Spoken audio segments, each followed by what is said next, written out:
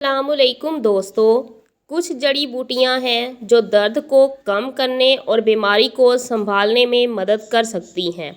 سردی کے مہینوں میں گٹھیا کے مریض اپنے جوڑوں میں بے پناہ درد کا شکار ہو سکتے ہیں۔ ہزاروں لاکھوں لوگوں کو متاثر کرنے والا گٹھیا ایک دائمی مرض ہے جو جوڑوں میں سوزش، سوجن یا اکڑن کی وجہ سے ہوتی ہے۔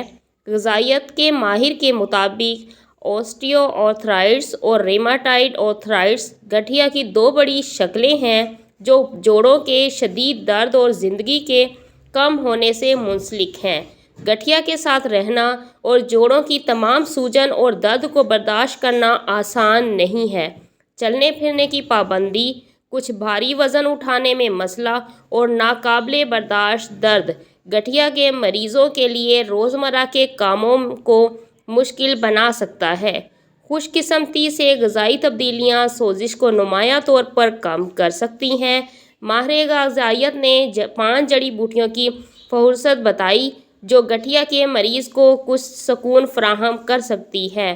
ایلو ویرا میں سوزش کم کرنے کی خصوصیات ہوتی ہیں اور یہ جیل اینتھراکوئنز سے بھری ہوئی ہے جو گٹھیا کے درد کو دور کرنے میں مدد کرتی ہے۔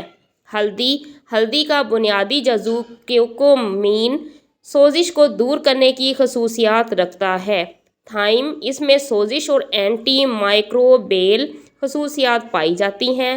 ادرک میں سوزش کے خلاف کام کرنے کی خصوصیات ہیں، بشمول سوزش کے مالیکیولز کو دبانے کی صلاحیت جسے لیکوٹرینز کہتے ہیں، اور پروسٹاگلینڈز کی ترکیب جو درد اور سوزش کا باعث بنتے ہیں۔ لہسن میں ڈائل ڈیسلافائڈ ہوتا ہے جو ایک سوزش امیز مرکب ہے جو سوزش والی سائٹوکائنز کے اثرات کو کم کرتا ہے۔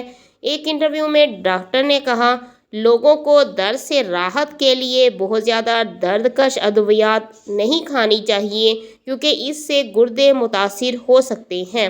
جوڑوں کے درد کے لیے اب حیاتیاتی انجیکشن استعمال کیے جا رہے ہیں۔ جوڑوں کو جھکنے سے روکنے میں یہ ایک جدید طریقہ علاج ہے۔ انہوں نے کہا کہ تشخیص کے 6 ماہ کے اندر علاج کیا جانا چاہیے۔